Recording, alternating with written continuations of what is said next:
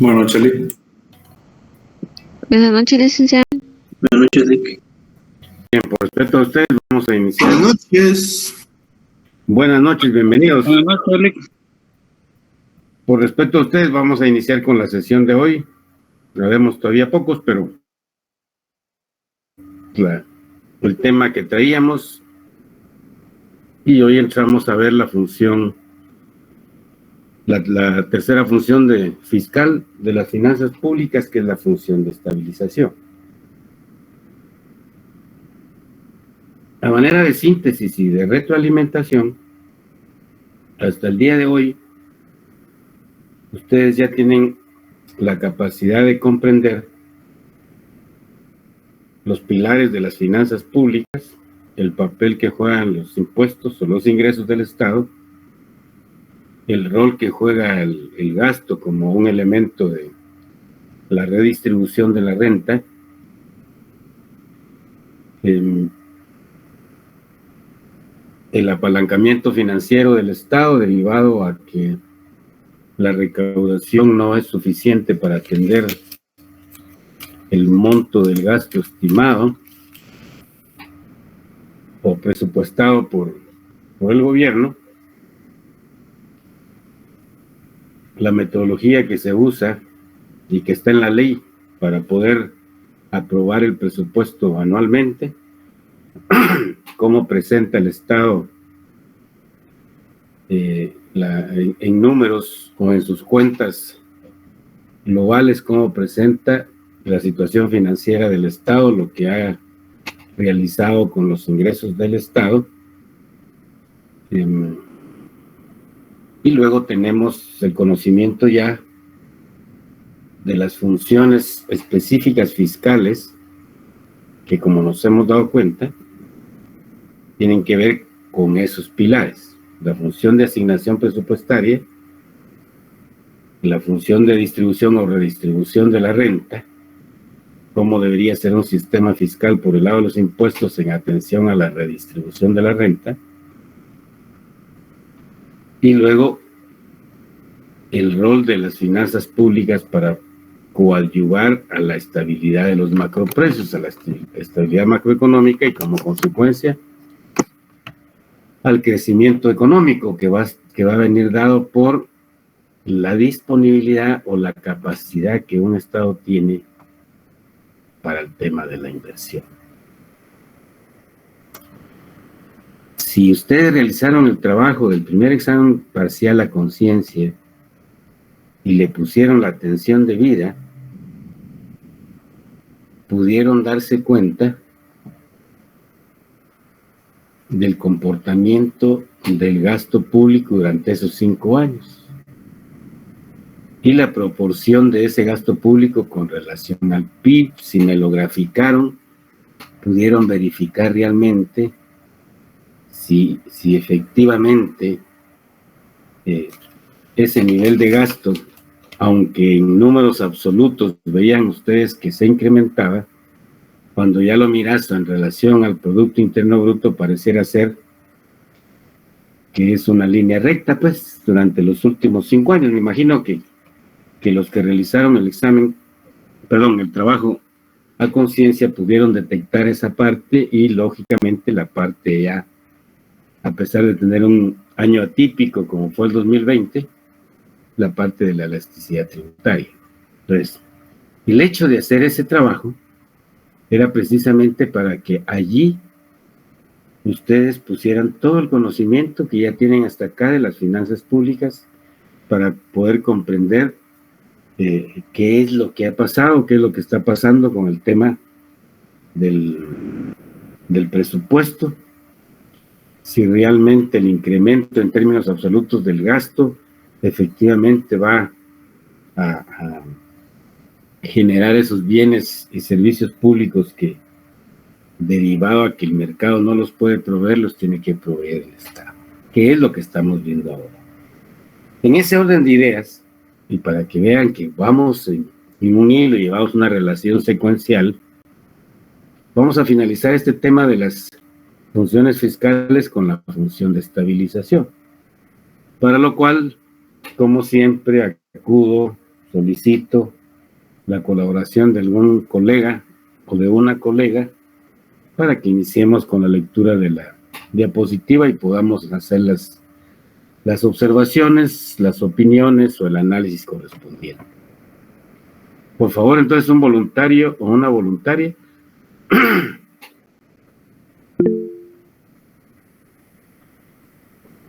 Buenas tardes, licenciado. Dice Gracias, función colega. de estabilización. Se refiere al peso de la política presupuestaria en la macroeconomía, es decir, sobre objetivos tales como un alto nivel de precios, la solidez de las cuentas exteriores y una aceptable tasa de crecimiento económico. Ok. Como ven, las tres funciones son importantísimas. La pregunta acá, o lo que nos surge, el cuestionamiento que surge acá es, ¿cómo debe administrarse las finanzas públicas para coadyuvar al control de precios, a la solidez de la cuenta de comercio exterior, a una tasa de crecimiento económico deseable para la sociedad? Ese es, en síntesis, lo que debe de realizar el Estado a través de las finanzas públicas vía esta función. Sigamos. Necesidad de la política de estabilización. La consecución de los objetivos anteriores no se produce automáticamente, sino que exige la dirección de la política pública. Bien, aquí es donde se plasma todo en la famosa política económica. Y las medidas de política económica en el orden fiscal. O sea, ¿qué instrumental fiscal tenés como Estado para coadyuvar al logro de estos objetivos? Sigamos. Sin ella, la economía tiende a estar sujeta a fluctuaciones importantes y puede sufrir periodos sostenidos de desempleo e inflación. Bien. Recuerdo una diapositiva que vimos con el tema del ciclo económico. Precisamente podría generarse una desestabilización que va a terminar en desocupación de factores de producción y o el elemento que ustedes o que todos estamos viviendo actualmente con el tema de los precios. Los factores o las causas de ese crecimiento de precios y lógicamente las medidas que debería de adoptar el gobierno.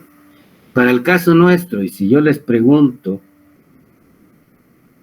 qué medidas de política económica adoptó el gobierno para neutralizar el tema de precios, hasta la fecha, lo que la Junta Monetaria ha hecho con la tasa de interés, que no tiene nada que ver con las causas de la inflación, ¿ok?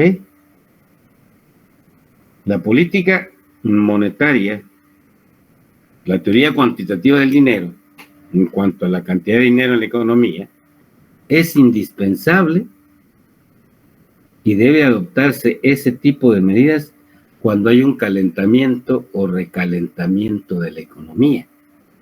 Porque el calentamiento o recalentamiento de la economía te está diciendo que hay mucho dinero en manos del público y como consecuencia se ha disparado la demanda en el mercado de bienes y servicios. Pues, ante un desequilibrio entre los mercados de capitales y de bienes y servicios, que ya lo conocen ustedes en macroeconomía, lógicamente, se estaría en un proceso hiperinflacionario si no se adoptan las medidas de política monetaria, que bueno, es lo que se está haciendo actualmente. Repito, no va a corregir la causa, no la ha corregido, el tema persiste. ¿Por qué? Porque no es de orden monetario, y eso ya lo saben, y incluso hay premios Nobel que han escrito sobre ese aspecto. Bien. Sigamos. Para empeorar las cosas, Como se ha aprendido dolorosamente durante la década de los 80, el desempleo y la inflación pueden coexistir, con una dependencia externa creciente. Los impulsos de inestabilidad se pueden transmitir de un país a otro, lo que complica aún más el problema. Bien, estamos precisamente en una situación de estas. El ejemplo que tenemos es lo que sucedió en el 80, que hubo desempleo y hubo inflación. Actualmente, con una dependencia externa creciente, cualquier movimiento en el mercado internacional va a afectar y va a complicar el problema si el Estado no adopta las medidas en el lado de las finanzas públicas que vayan orientadas a poder enfrentar esos objetivos que ya vimos. Por favor. El nivel general de empleo y precios de la economía depende del nivel de demanda agregada en relación con la producción potencial o de plena capacidad valorada a los precios vigentes. El nivel de demanda es una función de las decisiones de gasto de millones de consumidores, directo de sociedades, inversores, financieros y empresarios.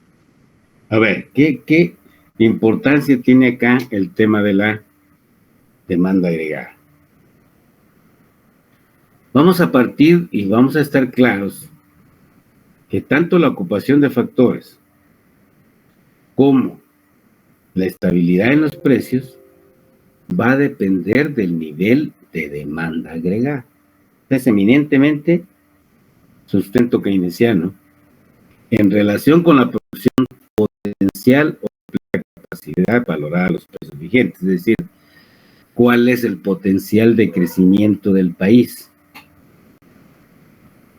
Sobre esa base es que tenés que mantener el control sobre el tema de la demanda agregada.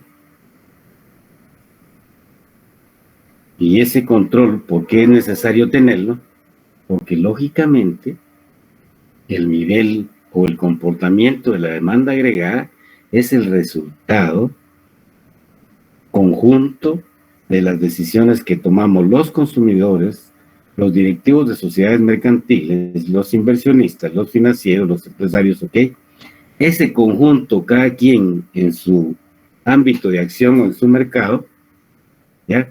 Es lo que va a determinar el nivel de la demanda.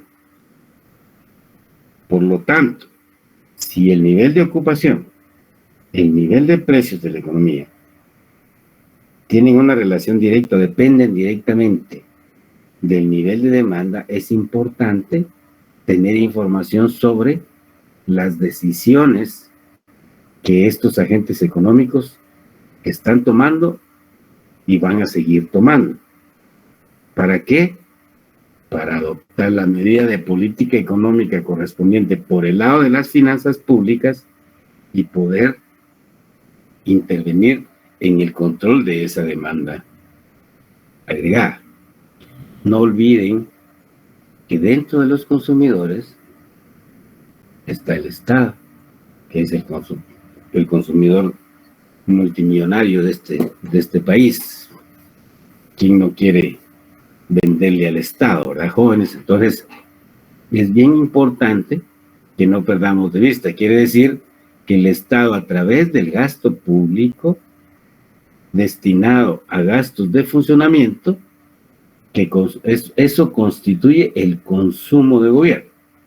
Entonces, las decisiones en cuanto al control de gasto, ojo, nos van a permitir tener los elementos necesarios para adoptar la política fiscal que vamos a ver posteriormente,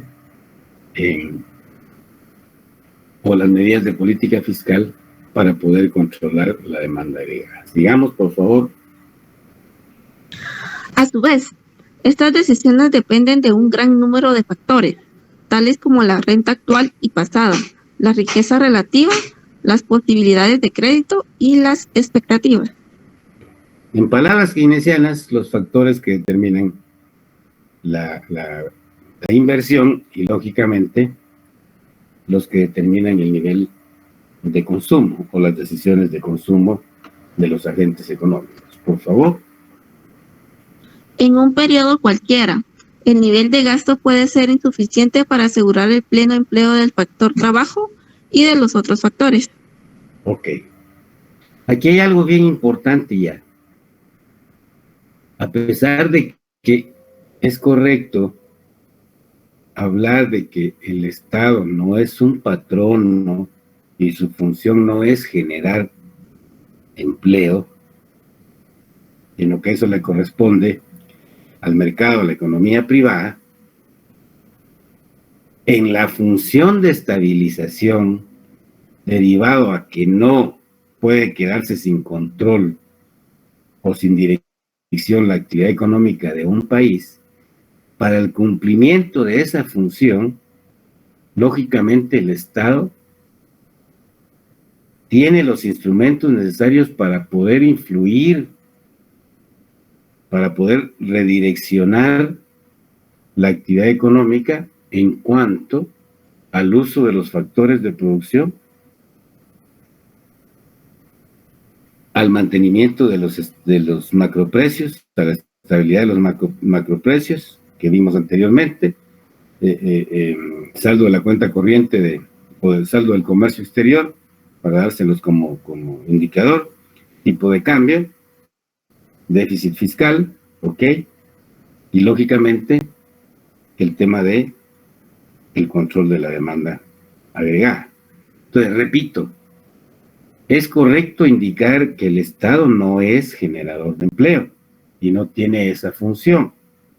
La función es proveer los bienes y servicios públicos o colectivos que el mercado no puede proveer por las falencias que ya vimos o por las fallas que ya conocemos, ¿ok?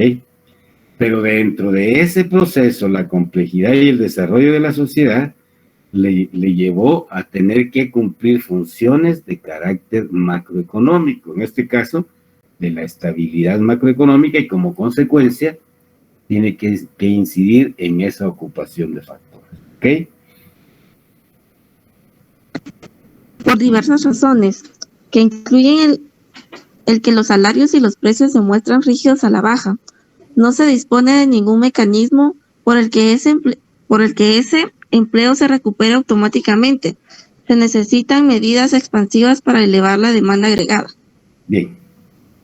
Ante esas fases del ciclo económico, que en otras palabras son fases de la actividad económica, y en la función de estabilización que el Estado debe adoptar por el lado de la administración de las finanzas públicas, cualquier desequilibrio en esos macroprecios exige que el Estado adopte determinadas medidas que pueden ser de carácter expansivo o de carácter contractivo, dependiendo de esa fase en que se encuentre la actividad económica o de la fase del ciclo económico, digamos.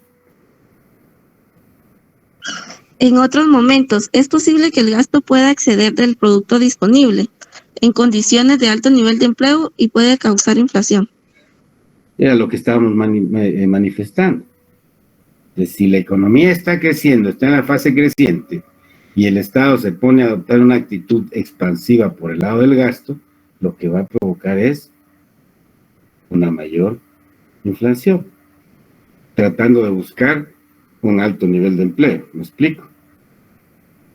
Pero lógicamente ahí es donde se da el calentamiento, recalentamiento de la economía, y como consecuencia las medidas que deben adoptarse no son en esa línea de un gasto expansivo, sino en una línea de un gasto contractivo, o sea, una actitud contractiva por el lado de los impuestos o por el lado de los gastos. Igual, una actitud expansiva por el lado de los impuestos y por el lado de los gastos, ¿ok?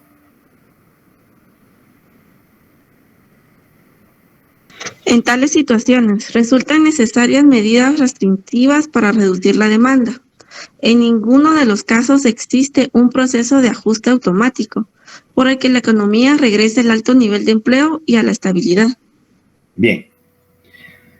Acá en este último párrafo estoy ratificando lo que les había comentado anteriormente sobre lo que el papel que vos como economista tenés que jugar cuando o va a depender de la situación o del análisis situacional de la actividad económica. Hoy por hoy, si nos preguntamos ante ese proceso de inflación, que ya conocemos las causas, ¿será correcto que haya un incremento en el gasto del gobierno derivado a que no hay nuevas inversiones ni nacionales, ni regionales, ni extranjeras en la economía privada?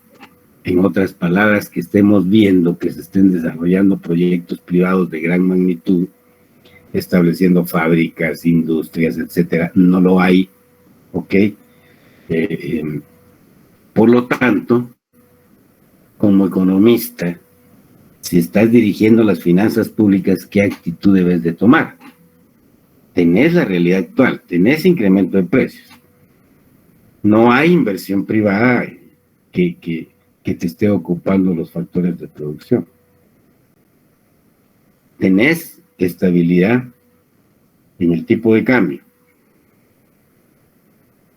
Está haciendo la Junta Monetaria o el Banco Central está adoptando las medidas aparentemente orientadas a frenar la actividad económica. ¿Ya? Aunque yo ya les comenté, la famosa tasa líder no tiene ningún efecto en la economía. El subir la tasa líder no lo tiene, yo creo que les comenté, y no me recuerdo, pues se los comento. Estando en Junta Monetaria, el equipo técnico del banco, que se tenía que subir 0.25, entonces amablemente les pedí que me corrieran el modelo para ver el impacto que iba a tener en la liquidez el tema de la tasa de interés, y les dio 0.000000. Ok. Independientemente de eso, asumamos teóricamente que las decisiones con relación a la tasa líder adoptadas por el Banco Central, pues bueno, están orientadas a frenar la demanda agregada, ¿no es cierto? Y sobre esa línea, incidir en detener el incremento de precios, lógicamente a costa de lo que han leído ustedes, que se espera en el mundo una contracción. En aquellos países donde sí, cualquier movimiento de la tasa de interés sí va a tener efectos. Pero bueno, teóricamente es qué medidas tenés que adoptar por el lado de las finanzas públicas, por el lado de los impuestos, por el lado de los gastos.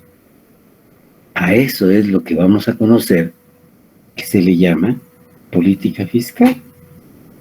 El uso de los instrumentos que el gobierno tiene, por el lado de los impuestos, por el lado de los gastos, y ya vimos si la deuda pública podía convertirse en un instrumento de política fiscal, pues bueno, ahí tiene los instrumentos para poder adoptar las decisiones, y de acuerdo al diagnóstico o al análisis situacional de la actividad económica actual, ¿cuál debería de ser la actitud del gobierno?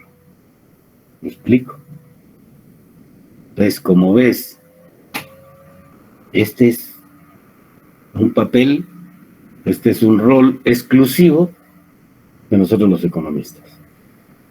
Entonces, ahí es donde vos tenés que decir, bueno, de acuerdo a la situación actual y ante las circunstancias que nos está dando la realidad, el gobierno debería actuar en la siguiente línea. Puede ser expansiva, puede ser contractiva, ¿ya? ¿Por qué? Por la misma falla intrínseca del mercado que no se logra automáticamente autorregular. ¿Ok? Para cada función vimos esas fallas intrínsecas del mercado. En esta función de estabilización, ante la incapacidad de un ajuste automático del mercado, hay necesidad que alguien adopte una actitud. ¿Y a quién le dan la función? A un agente económico Estado. O sea, nuevamente, desde la cátedra te estoy poniendo la realidad de que el quehacer de la economía pública no es arbitraria ni obedece a decisiones externas, ¿sí? Sino más bien surgen de esas fallas intrínsecas del mercado. Que hoy por hoy se nos hayan agotado las fuentes privadas para generar nuevas inversiones y de mayor rentabilidad, que era el caso que les puse al principio, ¿se recuerdan? Aquí hay un inversionista con 10,000 millones de dólares. ¿A dónde le sugieren ustedes? Ante la falta de eso, porque no hay actividades económicas a no ser las de explotación a cielo abierto, seguir explotando oro, lo que sea, ¿sí? Produciendo energía, pero no te va a generar el nivel de empleo que la economía necesita, el nivel de ocupación de esos factores de producción. ¿Ok? Por lo tanto, como ves, alguien tiene que cumplir esa función y es esta la función de estabilización. Entonces, estoy tratando de integrarles el manejo macroeconómico para que visualicen y confirmemos la necesidad de que se cumplan eficientemente estas funciones fiscales del gobierno.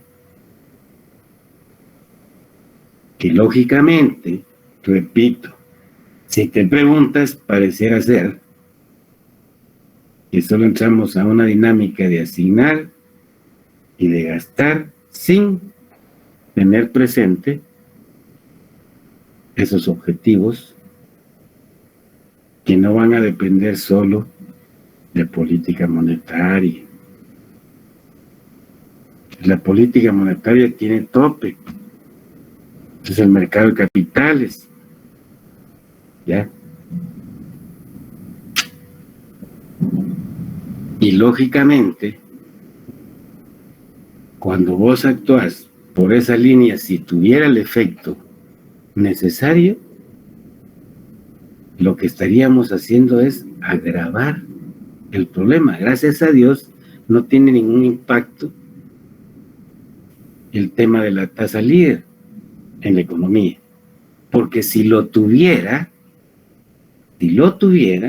lo que estaríamos haciendo es lo contrario, generar más, no solamente desocupación de factores, sino más inflación, porque el impacto directo que tiene en los países la tasa de interés es en el costo financiero por el uso de dinero ajeno, es decir, los créditos o los préstamos que el sistema financiero le otorga a los inversionistas.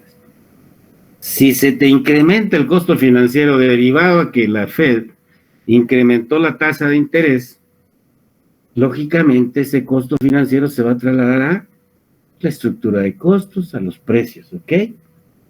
Entonces, ahí está la explicación de por qué vos como economista debes de tener clara el fenómeno, las causas que están generando ese fenómeno, porque en serio, créanmelo, conocer las causas, ya tener las respuestas. Y esto es no solo en el ámbito de la economía, en el ámbito personal. Si estás pasando por una situación, busca la causa, ahí vas a tener la respuesta. Y ahí vas a tener la solución. No es del otro mundo, pues, no es tan complejo busca las causas de cualquier fenómeno económico, político, social. ¿Cuál es la causa de la situación actual de la infraestructura de este país? ¿Ah? Pues ahí vas a encontrar la combinación de factores. Hay causas número 1, la número 2, la número 3, la número 4. Fíjese que leímos en el estudio de las finanzas públicas, el profesor nos puso a ver las leyes tributarias y encontramos una donde una parte del impuesto que pagamos es para crear el fondo vial, que era el que debe de destinarse al mantenimiento de la infraestructura vial del país. Pero lamentablemente solo está en la ley indicado, porque en la práctica esos dineros no se han ido a la infraestructura vial. Ahí encontraste una causa. En el ámbito político, ¿por qué no se ve la decisión política de reorientar los recursos hacia esa parte? Ya tenés otra causa de orden político. Sí, ¿por qué no? Pareciera entonces que si buscas esas causas, ya dijiste, bueno, no. Si la ley dice que es para este fondo, pidamos cuentas y chequeemos el monto total que pagamos y que efectivamente lo destinen al mantenimiento de la infraestructura. Ya tenés tu primera alternativa de solución. ¿Ok? En cuanto al tema de la decisión política, pues bueno, hay que ir a hacer la presión correspondiente para decirles, señores, ustedes tienen la obligación de cumplir con la ley. ¿Y quién es el responsable de velar por el cumplimiento de la ley? Tristemente, en este caso, le corresponde al Ministerio Público. La función principal del Ministerio Público es hacer que se cumpla con la ley. ¿Ok? Entonces, cada vez que vos veas un fenómeno, deberás orientarte a buscar la causa principal y las causas secundarias. Y en esa medida, discutir y adoptar las decisiones que efectivamente vayan a corregir el tema. Que por supuesto se necesitan más. Si es infraestructura, pues debes de tener los expertos necesarios para poder determinar realmente qué es lo que, aparte de la situación política de no cumplir con lo que establece la ley para el fondo vial, bueno, el expertise para saber a través del estudio de suelos cómo está la situación y si ahí donde se está dando fue un relleno o se generó una fuente de agua derivado al incremento de la pluviosidad y está incrementando la capa freática del suelo, las correntías derivado de esto. Pues bueno, ¿por qué no aprovechamos este tipo de fenómeno que estamos viendo y que hay una política pública de Estado para poder construir a través de los gobiernos municipales tanques de captación de agua que permitan evitar que se vaya por escorrentía y resolver el problema de agua que tienen los municipios, por ejemplo? ¿Ok? Eso vos como economista tenés que tenerlo claro. Ya les dije, de veras, se están preparando para dirigir un país, no una empresita. En serio, créanmelo. Por todo el conocimiento y el sacrificio que han hecho en tratar de comprender todas las teorías económicas. Y entonces vean la necesidad de realmente, o vean la obligación que tienen como estudiantes para sus vidas profesionales de profundizar en los temas que están haciendo.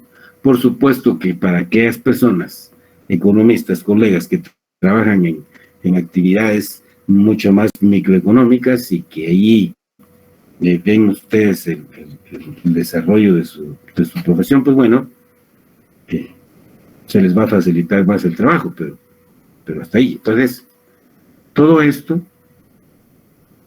es necesario para poder dar esas alternativas, y si estás dirigiendo el tema de las finanzas públicas o en cualquier ámbito por el lado del gasto, pues este conocimiento te va a ayudar mucho a adoptar las decisiones. Aquí lo que estoy explicando es la función fiscal de estabilización como producto de una causal. El mercado no se autorregula automáticamente. Esa es la causa principal, ¿ya? Y necesita entonces que alguien tome decisiones en el orden de las finanzas públicas, en el mercado de dinero, para poder corregir el rumbo de la actividad económica y social. Digamos, por favor. Instrumento de política de estabilización. Okay. Una vez comprendido lo que ya platicamos, lo que ya discutimos un poquito, veamos entonces qué instrumentos tenés como economista. Por favor. Instrumentos monetarios. Aunque es posible confiar en el mecanismo de mercado, cuando funciona bien, para determinar la asignación de recursos entre los bienes privados, no puede por sí solo regular adecuadamente la oferta monetaria. Como señalaba hace un siglo Walter Bagenhut, el dinero no se controla a sí mismo. Bien. Este señor Bagenhut describió claramente, hace más de un siglo, que esa autorregulación no se puede dar en el mercado del dinero. El dinero no se puede autorregular, no se puede controlar a sí mismo. Alguien lo tiene que hacer. Otra vez estamos confirmando que ante esa causal que hay en el mercado,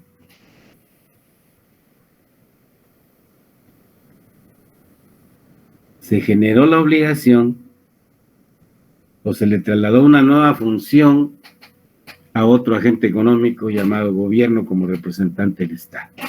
¿Ok? Yo quisiera que no olvidaran ustedes que toda la actividad de la economía pública deviene de esas causas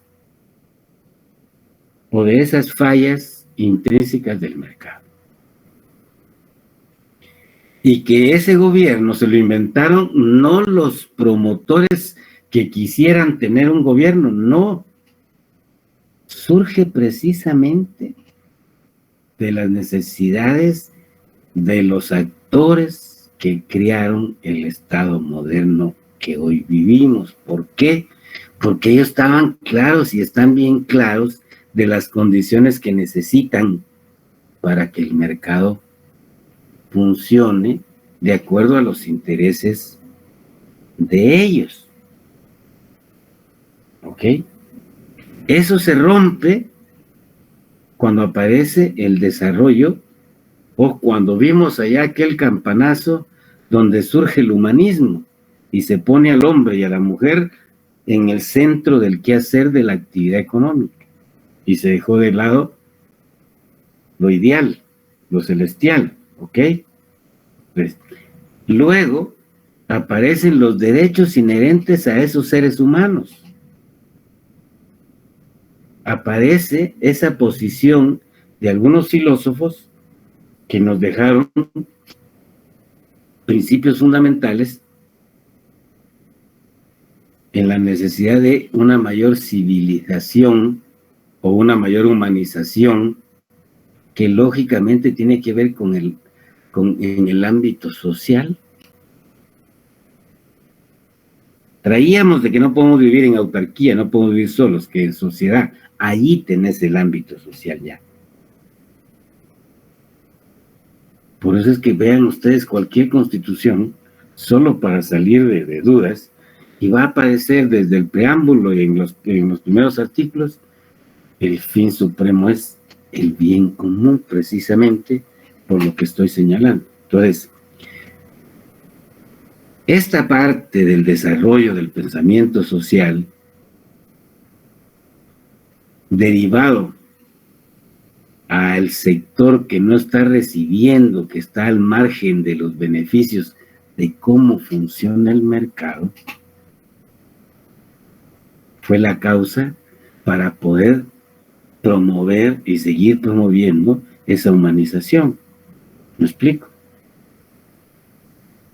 Y así como esa parte, esa falencia, en el mercado del dinero, el dinero no puede controlarse a sí mismo. Por favor, tienen que tener muy claro, ustedes en su macroeconomía, ¿sí?, cómo se crea el dinero. El dinero primario, saben claramente cómo se crea. El dinero secundario, cómo se crea. ¿Ya? ¿Cuál es el M3? Y ahora, ¿cuál es el M4? Y lo que viene, la famosa Bitcoin, moneda no visible, que va a ser y está siendo el elemento sobre el cual se va a sustentar el nuevo orden monetario internacional. ¿Ok? Ya los centavitos va a ir desapareciendo derivado a lo que está sucediendo en ese tema. Entonces, ¿quién va a controlar qué política monetaria se va a crear derivado a que vos ya no vas a tener? Por supuesto que vas a tener los datos de cuánto tenés en tu cuenta de Bitcoin, ya, y la cantidad y qué transacciones puedes hacer.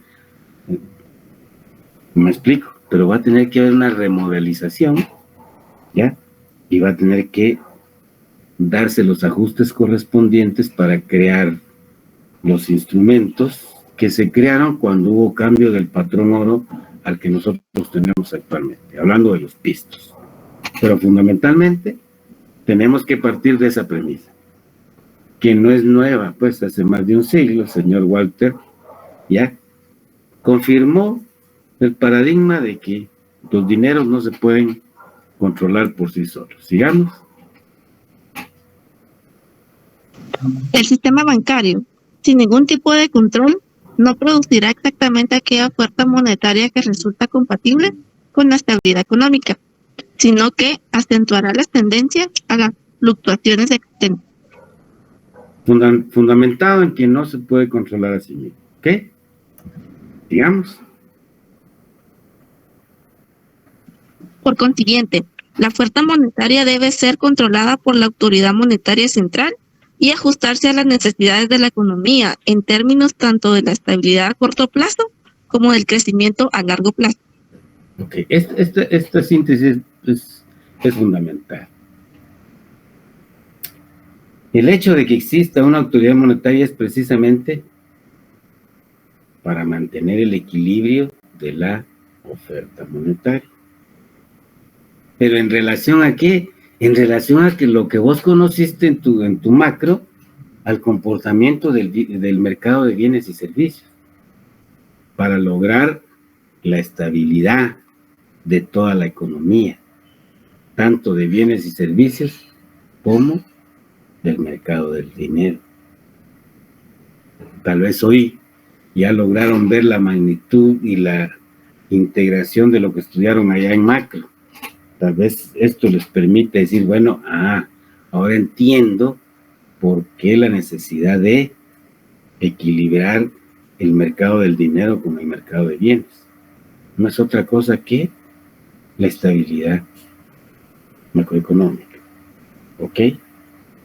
Tanto en el corto plazo y lógicamente, que es lo que no sucede en nuestro país, crea las condiciones para un mayor crecimiento en el largo plazo. ¿Ok? Acá tenemos desde el 2000 exactamente la mismísima política monetaria. ¿Ok? Solamente controla el mercado del dinero. No así ha logrado crear las condiciones para un crecimiento de largo plazo, un crecimiento económico de largo plazo. ¿Ok? Bien. Esta es la parte de los instrumentos en el ámbito monetario. Pasamos ahora a los instrumentos en el ámbito fiscal, pero el tema ya es de política fiscal. De tal manera que vamos a salirnos de esta presentación para poder abrir ya el tema de la política fiscal. ¿Ok?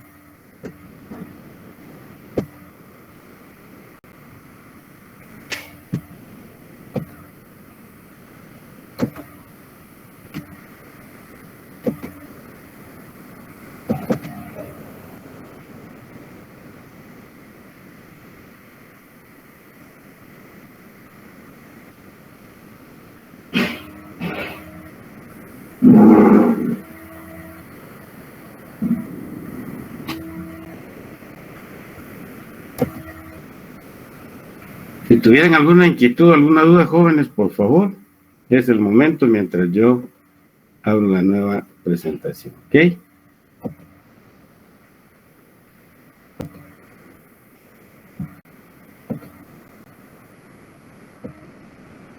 ¿Algún comentario, jóvenes? No, claro, Lick. Bien. Yo espero que sí, que yo logre explicarme bien.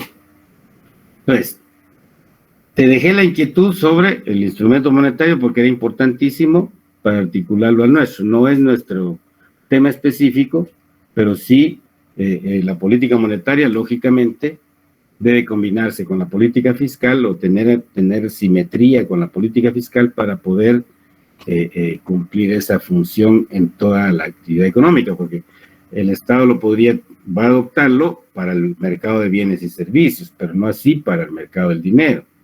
Por lo tanto, debe complementarse con la política monetaria para hablar de una función de estabilidad total macroeconómica. ¿Estamos? Bien.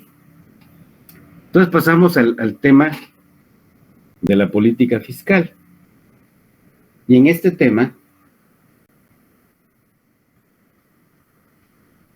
es importantísimo que les adelante, porque van a tener un curso específico de ciclos económicos, ¿ya? Algo del ciclo económico para situarnos, trayendo tanto el tema de la política monetaria como el tema de la política fiscal. Al igual que les manifesté, que la decisión de política económica en el ámbito fiscal puede ser contractivo o expansivo, exactamente lo mismo es en el instrumento monetario. Decisiones expansivas y decisiones contractivas. La decisión de la Fed de subir tasa de interés es contractiva. La decisión de la Fed de bajar la tasa de interés va a ser expansiva.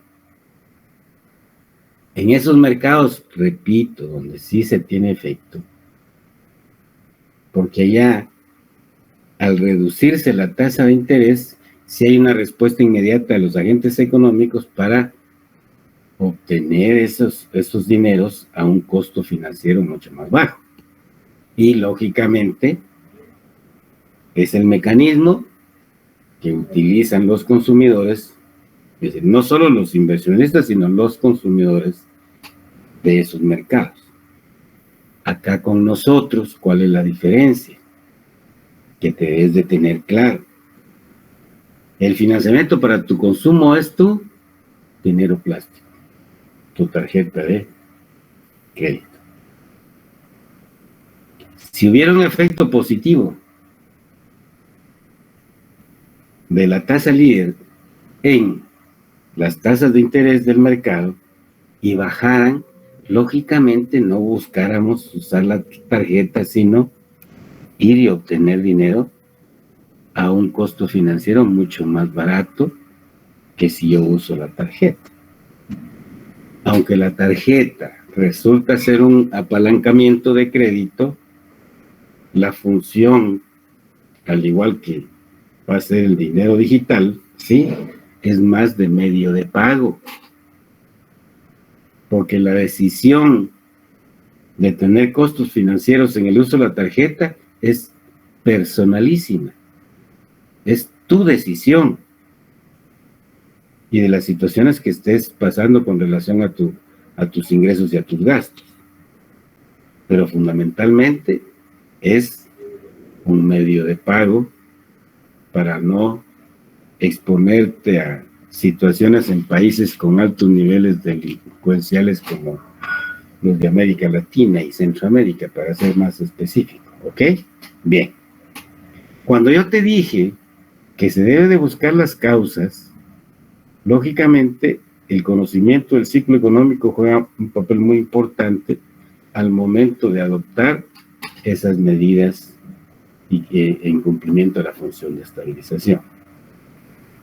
¿Qué vamos a entender por ciclo económico? Se refiere al comportamiento, a los movimientos, a las fluctuaciones ocurridas en la producción, en la ocupación de factores, en los niveles de consumo, en el nivel de la inversión, en el comportamiento de las exportaciones, en el comportamiento de las importaciones, ¿ok?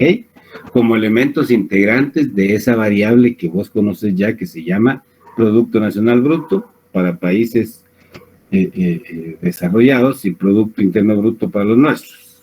Ahí voy, creo que ya les dije cuál es la diferencia, si no, espero que estemos vivos y en el curso de cuentas nacionales lo vamos a ver, ¿ok?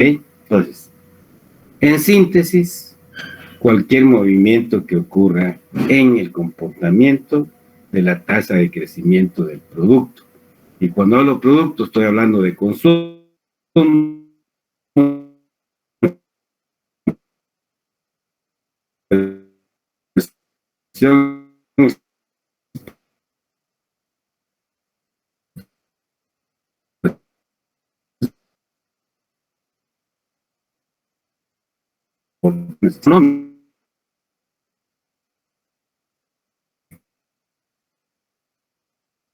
y lógicamente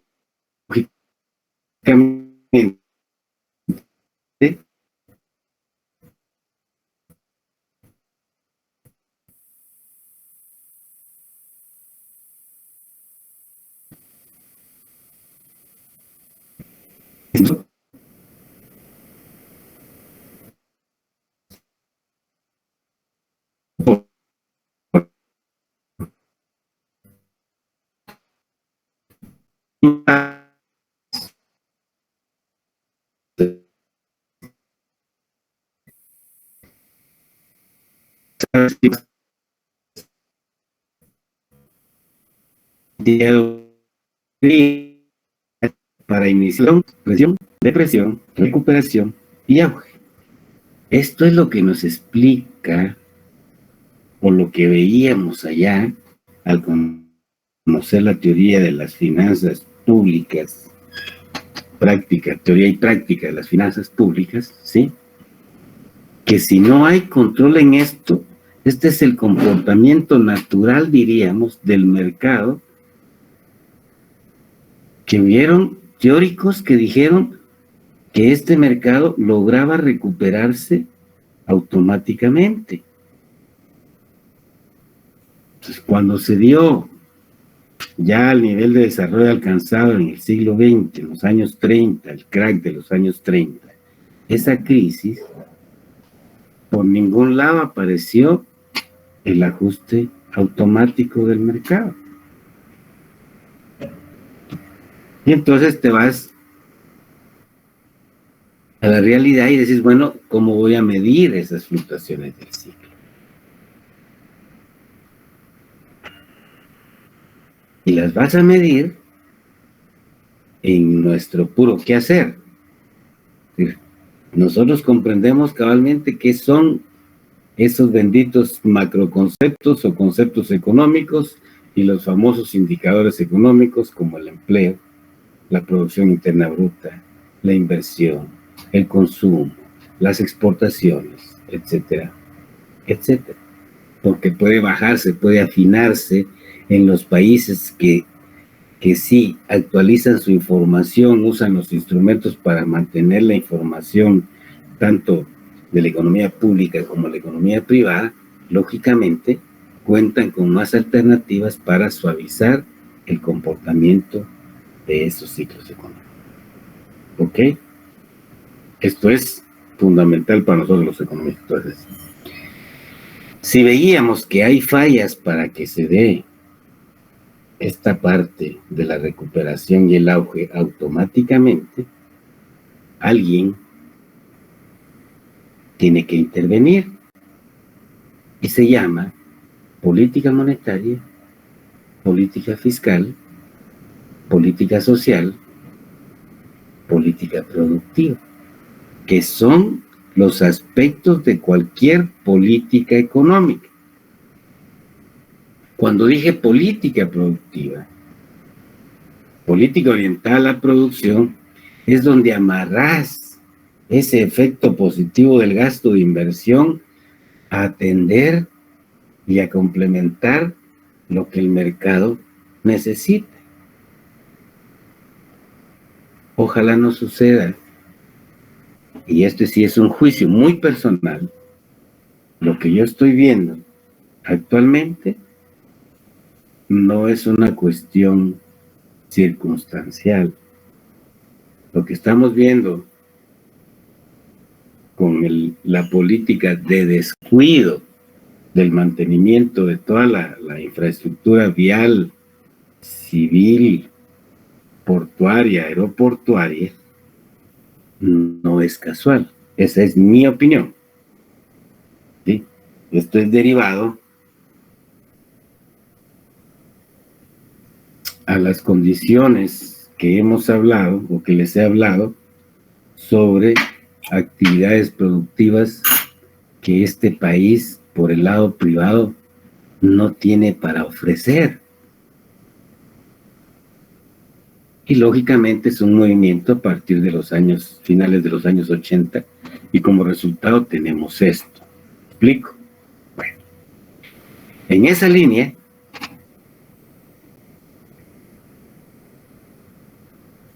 el Estado guatemalteco no está en la capacidad de atender una crisis generada por factores económicos, ¿sí?, que no serían efecto del comercio exterior, como el caso de los precios actualmente, una inflación importada, sino causales internas.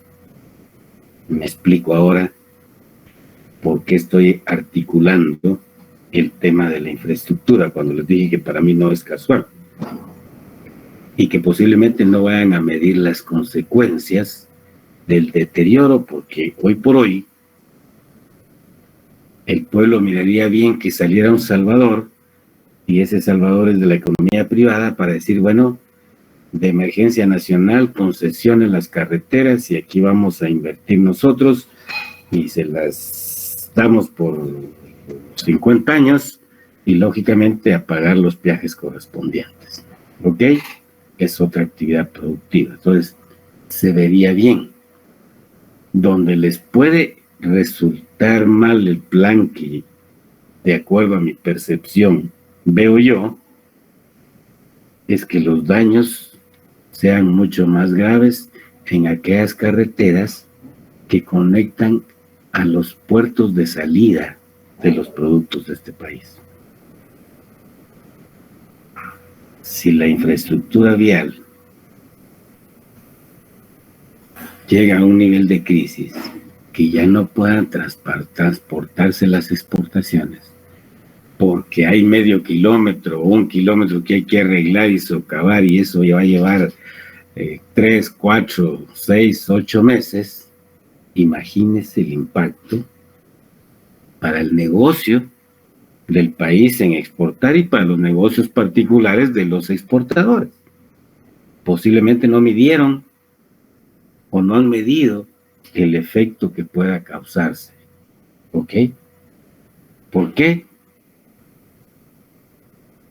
Uno, estamos aprendiendo que el tema de la concesión, porque el gobierno no tiene los pistos para mantener la infraestructura, cuando hay un pago específico de impuestos, se creó ese impuesto para eso, sí lo hay, ojo, pero bueno, no lo hay, tenés el instrumento de concesionar, pero que hubiese sido una política, ¿sí?, de Estado para articularse y complementar la política de producción, ¿ok? No de ahora, no esperar, es decir, no haber esperado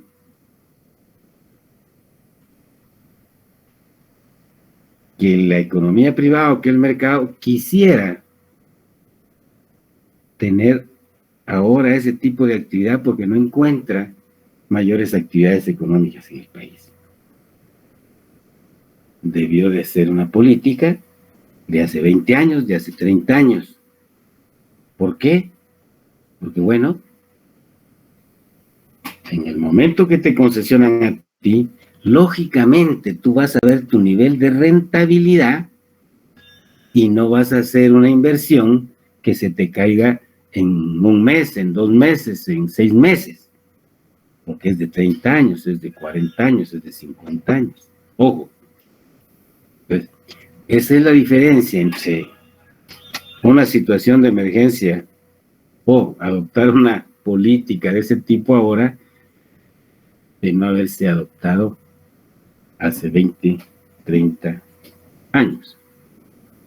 Ante la situación que sigue exactamente igual, porque parece que fuera ayer, me explico, de toda la deuda social que se tiene, es decir, liberás fondos el concesionar, porque lógicamente ya no le vas a dar mantenimiento a lo que concesiones. Esos fondos los liberás para ir a atender los otros bienes y servicios de gobierno. Cuando estás haciendo una política y entendés que esa es la función de la economía pública. Repito, no arbitraria, sino derivado de ese desarrollo de la sociedad y particularmente del mercado. Entonces, el conocimiento de este ciclo económico me permite encontrar las causas.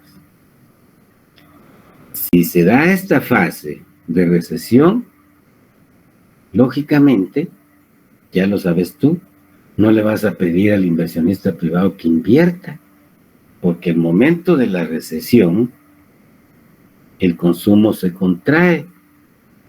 ¿Para qué vas a producir si no te van a consumir, no te van a comprar?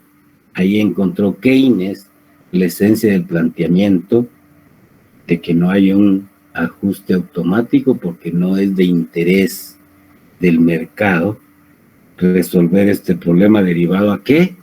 A que si se pone a producir, ¿quién le va a comprar? ¿Ok? Y ahí aparece la necesidad de tener control en esas políticas, ¿ok? ¿Qué tenemos acá? Aquí tienen ustedes un gráfico antes de la pandemia, ¿sí? Pero para explicarte esas fases. Esto fue en 2019, ¿no? De la pandemia 2021, ¿ok? Está actualizado, pensé que era el de 2009 con la crisis financiera internacional.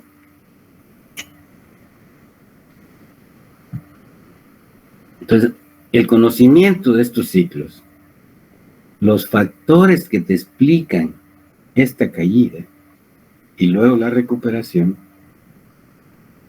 que en este caso sabemos que no son de orden económico, porque es tema de pandemia, sí me da la idea de ese comportamiento que cuando abrimos la serie vas a tener esto. Acá tenés desde el 2000 hasta el 2020 y lógicamente tener la recuperación, ¿ya? Este comportamiento que es errático, ¿qué es lo importante para nosotros los economistas? No precisamente plotearlo, poner las estadísticas, hacer el cuadrito y la gráfica. Por supuesto que sí, pues es parte, pero no. Lo que interesa es qué factores se conjugaron acá para pasar de un crecimiento en el año 2003 de 2,5 a 6,3 en el 2007. ¿Ok? ¿Qué combinación de factores hubo para que se diera este crecimiento económico? Eso es lo que me interesa a mí conocer. ¿Ok? ¿Y cómo es posible que aquí pasamos 4 años para llegar a un crecimiento de 6,3 y luego tenemos una caída en 2 años, en menos de 2 años, a un crecimiento aceptando como buenas o válidos los datos del Banco Central de 0,5? Cuando te hablé yo creí que la gráfica anterior era de los años de la crisis financiera internacional, la famosa burbuja inmobiliaria de los Estados Unidos, ¿ok? Entonces, ¿cómo ves? Aquí ves la vulnerabilidad de nuestro país ante movimientos que se dan en el mercado internacional, la dependencia, ¿ya? Y esa dependencia la podés explicar y te la explicas porque ya estudiaste todo lo relativo a la dependencia. Tenés que tener claro como economista los modelos económicos aplicados desde el modelo colonial hasta la fecha para poder comprender, ¿ya? Y explicar y conocer qué factores se están dando. ¿Me explico? Y luego lo que vemos acá con el tema de la pandemia. ¿Ok? Pues en menos de una década se dan 2 contracciones fuertes y en países como los nuestros, ¿me explico? El regreso que se da en condiciones económicas y sociales o socioeconómicas es bastante fuerte, porque cualquier caída, ahora vas a comprender lo interesante del coeficiente de elasticidad. Cualquier caída que veas en el crecimiento de la producción tiene un rebote en el tema de los ingresos del Estado.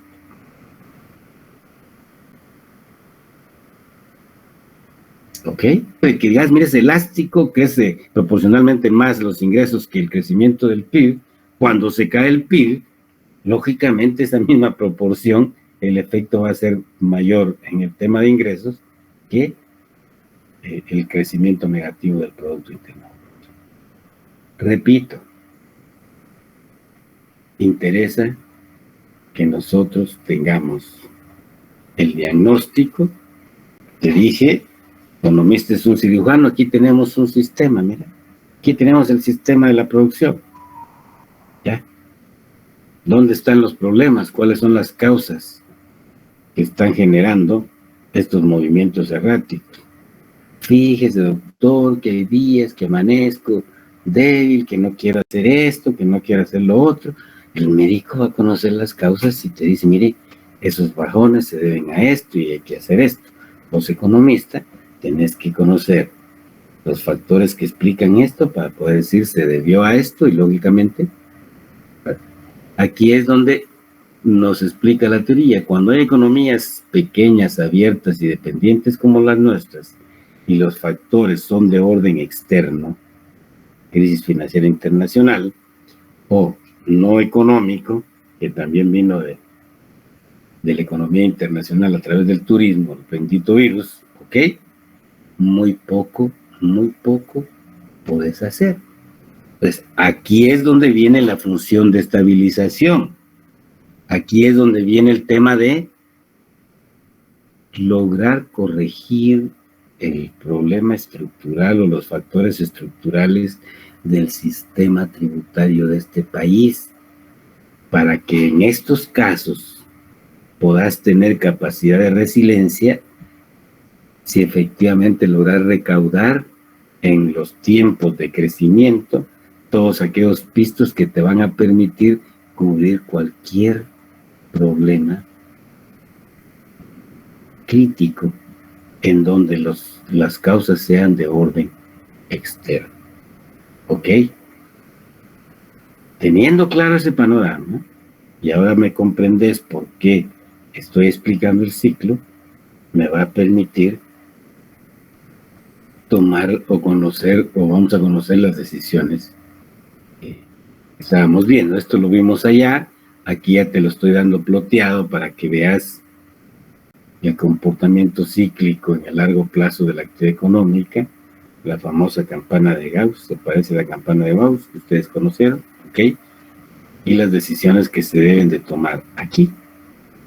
Aquí fue donde te dije yo, mira, si estuviéramos en esta fase, la política más importante a adoptar es de orden monetario. Aquí. Pero apenas estamos tratando de mantener la tasa de crecimiento de la tendencia histórica 3,5, 4, ¿sí? Y voy a adoptar medidas para enfriar la economía. Lógicamente, me estoy cerrando el paso de una recuperación y llegar a un crecimiento mucho más acelerado.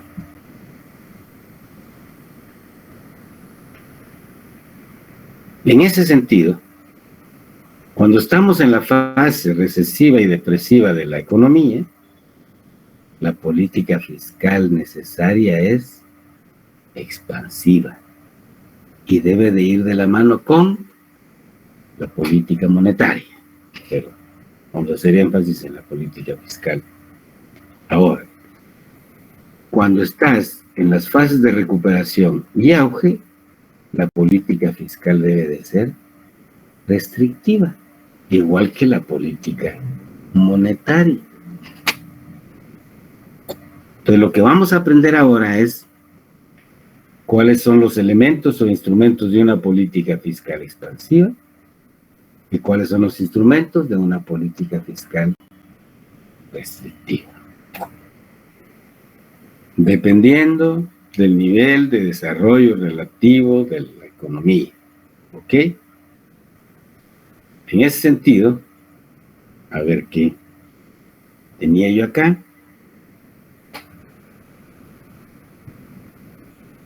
Perdón.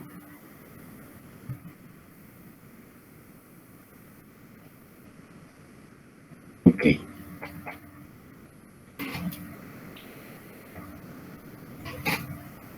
Cuando estamos hablando de una política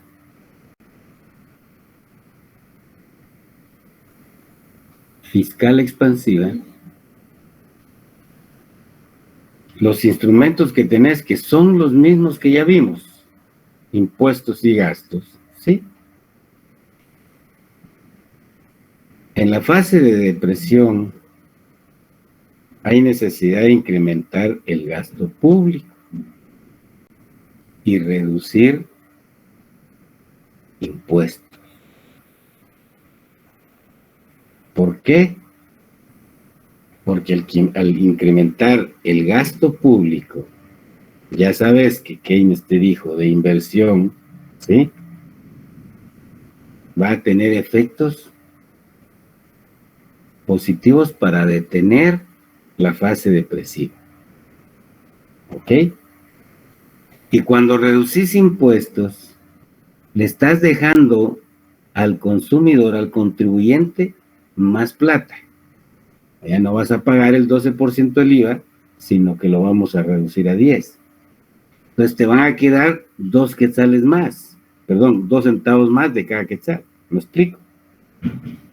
¿A dónde lo vas a destinar?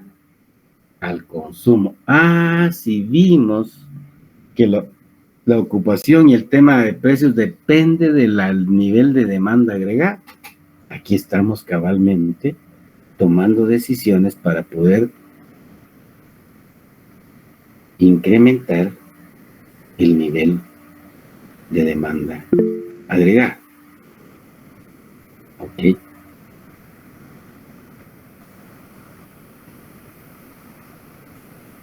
Cuando no sucede,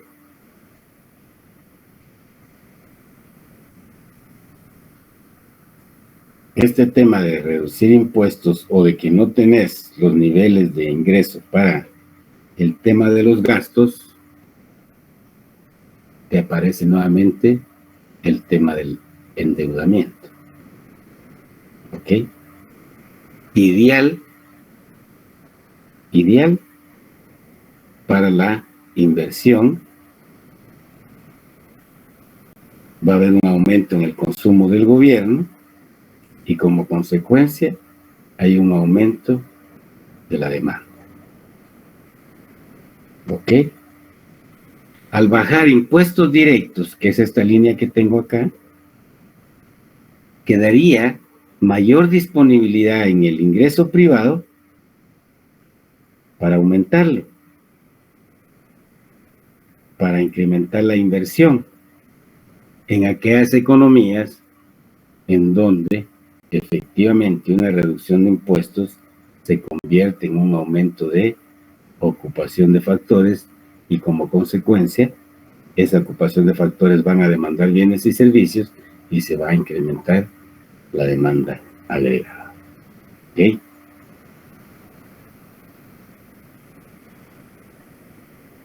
Por el tema de la hora voy a cortar acá y vamos a entrar el día siguiente a la explicación haciéndolo, porque esto lo dejé hecho, esto lo hice así como lo he hecho con ustedes en clase, lo voy a hacer en clase para que vean la lógica y vayamos paso por paso.